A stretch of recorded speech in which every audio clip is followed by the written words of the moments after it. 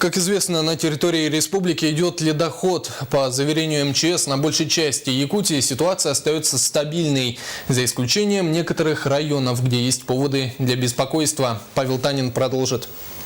Ситуация на главной реке республики благоприятная. Нижняя кромка ледохода находится в районе Синска. Уровень воды составляет менее 350 сантиметров. Это при критических 750.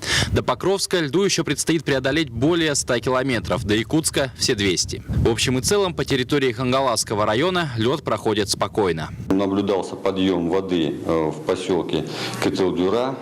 Там всего в одном частном доме вода находится на подворье. То есть подтопленных жилых домов и социальных объектов не имеется. Однако, как и всегда, без осложнений не обходится. На реке Амга, на участке от поселка Сулгачи до Покровки, лед встал. Ввиду этого было подтоплено 3 дворовых территории.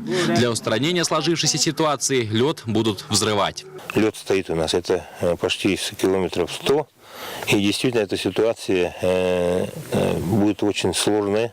Лед уже совсем разрушенный, он и, видать, дает ее собирает в эти места и, соответственно, затором стоит. Принято решение о проведении взрывных работ. Группа наша вылетела 12:55. По итогам работы, я думаю, дополнительно сообщим. Подтопленных домов в настоящее время нет.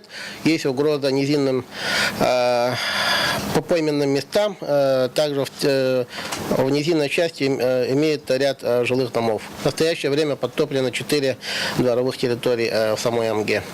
По прогнозам специалистов, в этом году ожидается, что паводок в республике пройдет спокойнее, чем в прошлом 2013-м. По Лене вода идет без превышения критических уровней. Павел Танин, Василий Слепцов, НВК Саха, Якутск.